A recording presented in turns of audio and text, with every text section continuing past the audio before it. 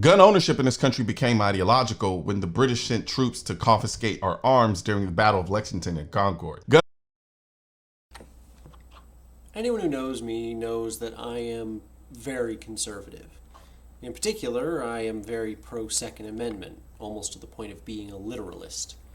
However, I am also a history buff, with my particular interest being 18th and 19th century warfare. Which should be no surprise given that my first video on this channel was about a 19th century musket. This right here. Which also has a QD loop on it. I didn't do that. You know that picture of a Maxim with a red dot sight on it from Ukraine? Yeah, that's kind of what it feels like every time I look at this thing. Anyway, it has always irritated me to hear one very common line touted by pro-2A activists. The British came to take our guns at Lexington. That is, in simple fact, a lie. Now, frankly, I don't think the people pushing this lie know that it is a lie. They have likely never bothered to look into it themselves, but that does not change the fact that it is a lie. I am aware that Brandon F. has already made a video on this, but for one, his channel is pretty niche as is, and he is also pretty openly left-wing, meaning a lot of the people who need to hear this likely don't have a clue who he is and would have no interest in his content to begin with. So I wanted to make a short video discussing what truly happened on the morning of April 19th, 1775. On April 18th, 1775, Lieutenant Colonel Francis Smith set out from Boston with 700 regulars, brigaded from the Grenadier and Light Infantry companies of 11 regiments. He was ordered by General Thomas Gage to proceed with the utmost expedition and secrecy to Concord, where you will seize and destroy all military stores, but you will take care that the soldiers do not plunder the inhabitants or private property. This was in response to reports that the Lexington militia had in their armory a collection of small arms as well as a cannon which had been stolen from a British armory, and had been seen training with said cannon.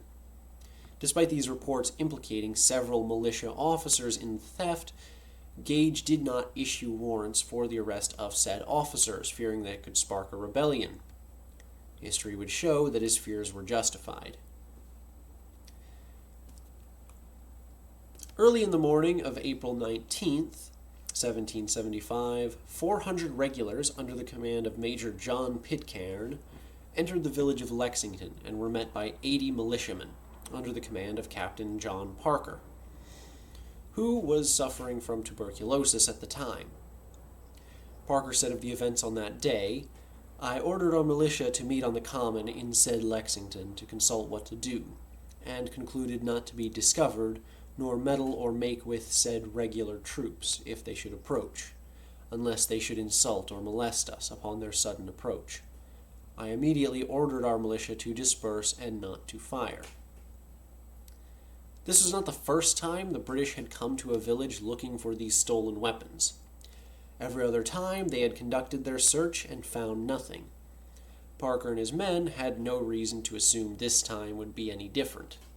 Upon the regulars' approach, a British officer, whose identity remains unknown, rode forward and ordered the militia to disperse. Parker echoed this order, but many of the men could not hear his raspy voice, and so stood their ground, following Parker's earlier order, "Stand your ground, do not fire unless fired upon." Despite this, a shot was fired, and all hell broke loose. The British, believing that they were under attack by the militia, fired a volley. The militia, believing the British were attacking them unprovoked, returned fire, and the American Revolution began. While no one can definitively say who fired that first shot, it is my personal belief that it was not a British regular or an American militiaman who fired that first shot, but a villager.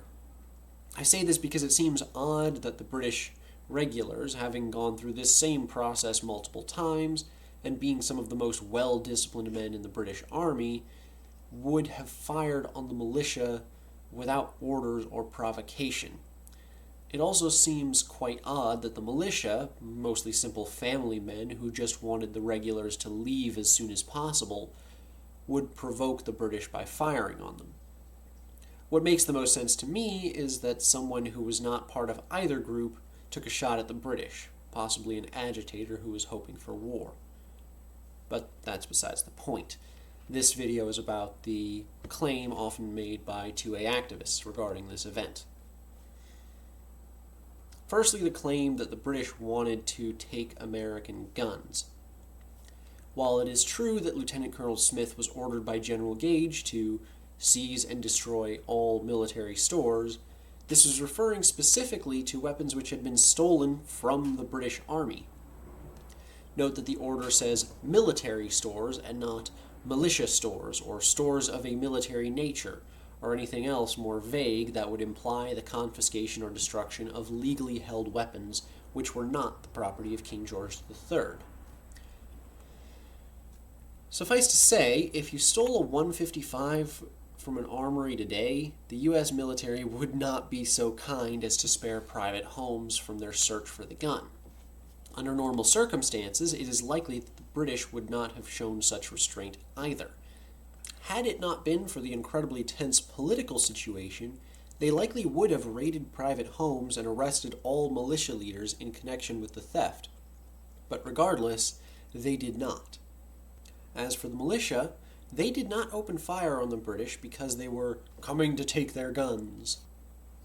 They fired because there was an immediate threat to their lives and the lives of their families. As for the British regulars, they did not fire on the militia because they wanted to take their guns. They fired, again, because there was an immediate threat to their lives. In fact, the British government only relatively recently started to take issue with private ownership of firearms. The 1689 Bill of Rights, which inspired the American Bill of Rights almost exactly 100 years later, specifically outlines the private right to own a gun. This was solidified in 1707 with Sir William Blackstone's Commentaries on the Laws of England, with private firearms ownership outlined specifically as a right. The first true restriction on firearms ownership since King James II came in 1824, long after the American Constitution was written, with the Vagrancy Act, which only restricted carrying a weapon with intent to commit a felonious act, similar to laws against brandishing that exist in the U.S. today. I have my SIG M17 here, duty belt, holster, mag pouches. This used to be my duty gun when I was an armored car guard. That's why I have all this. But I just want to make a point. By Washington law and by U.S. federal law, I can go out with this on my hip, no problems. I mean, people are probably not going to be very happy about it because I live in Western Washington, so you know what that's like.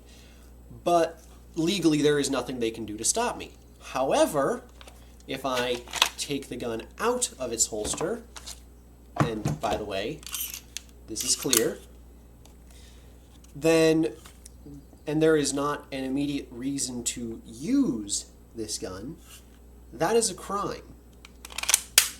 And if you ask me, that is an entirely justified law.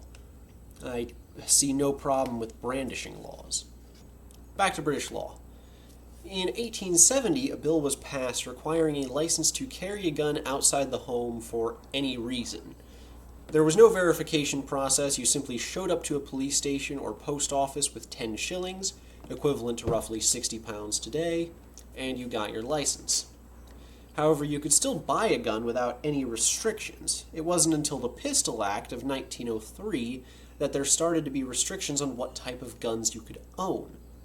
Even then, anyone who had a gun license, which was no more difficult to obtain than before, could buy a pistol. In fact, actually, it would be a little bit easier because the price was still 10 shillings, which, with minor inflation, was slightly less money. Still, that is 214 years of virtually unrestricted firearms ownership, compared to 103 years from the 1920 Firearms Act, which implemented actual serious restrictions where they started actually restricting civilian firearms ownership. There was also the 504 years from Henry II's 1181 Assize of Arms to James II's 1685 confiscation of guns from Protestants, where not only was there unrestricted legal access to weapons, but men were encouraged to possess and train with weapons for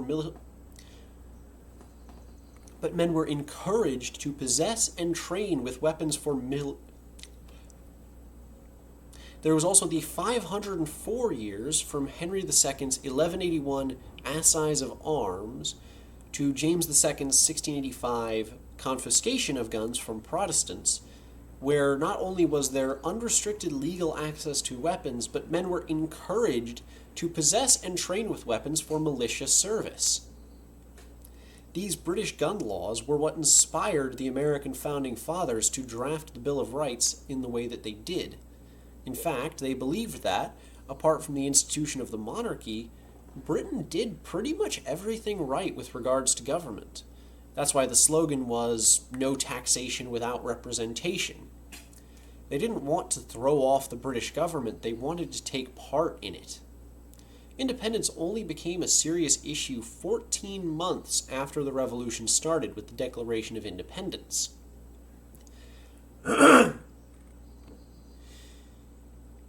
In conclusion, America was not founded on men giving their lives to protect their guns.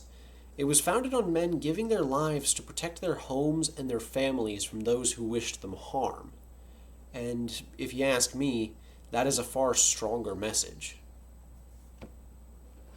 Thank you everyone for watching.